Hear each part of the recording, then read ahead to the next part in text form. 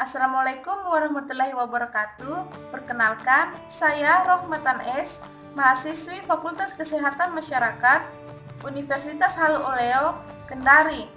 Pada kesempatan kali ini, saya akan membahas sebuah jurnal yang berjudul Identifikasi Pencemaran Logam Berat pada Air Kolong dan Air Sumur di sekitar bekas tambang timah Perayun Kundur, Kepulauan Riau. Kepulauan Riau, khususnya Pulau Karimun, Kundur, dan Singkep, dan Kepulauan Bangka, Belitung, merupakan daerah penghasil timah terbesar di Indonesia. Pertambangan timah pada umumnya memerlukan lahan yang luas, memanfaatkan sumber daya yang tak terbarukan, menghasilkan limbah, dan mengakibatkan lahan terdegradasi sehingga lahan menjadi tidak produktif. Bahan biji timah selain menghasilkan timah juga menghasilkan limbah berbentuk butiran halus yang disebut tailing. Sisa tailing dari hasil pengolahan dibuang di daratan atau badan air. Limbah tailing mengandung logam berat yang tersebar di sekitar wilayah bekas penambangan dan menyebabkan pencemaran lingkungan. Yang digunakan dalam penelitian ini meliputi botol polietilen, hot plate, pH meter, Global Positioning System atau GPS, Total Dissolved System atau TDS meter, Electrical Conductivity meter, dan Atomic Absorption System atau AAS. Adapun bahan yang digunakan yaitu berupa air kolong bekas tambang timah dengan 5 stasiun pengambilan dengan 3 sampel dan 7 sumur yang berdekatan dengan kolong tersebut. 5 stasiun dengan jarak antara stasiun kurang lebih 300 meter. Sampel yang diambil di setiap stasiun berjumlah 3 sampel, 2 di tepi dan 1 berjarak 20 meter dari tepi kolong. Kemudian 7 sampel air sumur di setiap rumah yang berada di sekitar kolong.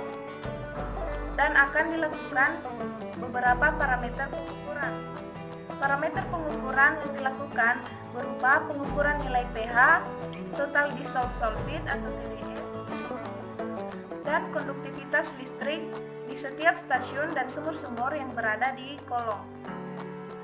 Setiap sampel dilakukan 10 kali pengulangan pengukuran parameter yang telah ditetapkan.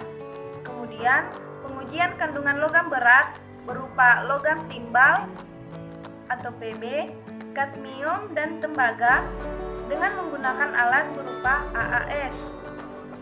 Data yang diperoleh kemudian dibandingkan dengan baku mutu yang telah ditetapkan. Bisa dilihat pada tabel, konsentrasi logam Pb pada air kolong telah melebihi baku mutu yang telah ditetapkan oleh pemerintah. Kandungan logam kadmium di air kolong bekas tambang timah memenuhi standar batas baku mutu yang telah ditetapkan. Berdasarkan peraturan pemerintah nomor 82 tahun 2001, batas nilai baku mutu air adalah 0,01 mg per liter. Sedangkan kandungan logam tembaga di air kolong bekas tambang timah di Perayun Kundur tidak memenuhi standar batas baku mutu yang telah ditetapkan.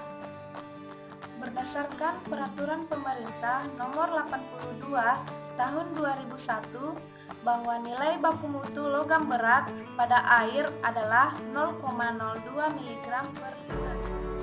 Tabel selanjutnya yaitu tabel hasil pengujian kandungan logam berat pada air sumur di sekitar kolong bekas tambang timah. Berdasarkan peraturan pemerintah nomor 82 tahun 2001, hasil konsentrasi logam Pb pada air sumur masih memenuhi standar batas baku mutu yang telah ditetapkan. Kandungan logam kadmium di air sumur berada di bawah batas baku mutu yang telah ditetapkan. Hasil pengujian dan analisis yang telah dilakukan, maka dapat disimpulkan bahwa keseluruhan air kolong bersifat asam berdasarkan nilai pH rata-rata sebesar 4,76. Hal ini menyebabkan air tidak layak dikonsumsi oleh masyarakat. Kolong bekas penambangan timah pada lokasi stasiun 2 sampai stasiun 4 dekat jalan raya dan pemukiman warga. Dapat dikatakan kolong tersebut kemungkinan tercemar logam Pb akibat asap kendaraan dan karena sisa pembuangan tailing. Kolong bekas penambangan juga tercemar oleh logam Cu akibat sisa pembuangan tailing dan pembuangan limbah rumah tangga. Hasil pengujian nilai pH pada sebagian air sumur yaitu sumur 1-4 layak dikonsumsi, sedangkan pada sumur 5-7 tidak layak dikonsumsi karena bersifat asam. Hal ini disebabkan limbah yang terserap ke tanah berupa air bekas mencuci, cairan berminyak, dan sisa pembuangan tailing pada kolong bekas tambang timah menjadi salah satu penyebab pencemaran air tanah. Pada penelitian ini, didapatkan bahwa kolong bekas penambangan timah tidak dapat digunakan dalam menunjang kehidupan manusia seperti sumber air bersih yang dikonsumsi, bidang pertanian, dan bidang perikanan sesuai dengan baku mutu peraturan pemerintah nomor 82 tahun 2001. Akan tetapi, kolong ini dapat dimanfaatkan pada bidang rekreasi yang dapat menunjang perekonomian daerah. Baiklah, sekian materi dari saya. Lebih dan kurangnya mohon dimaafkan. Wassalamualaikum warahmatullahi wabarakatuh.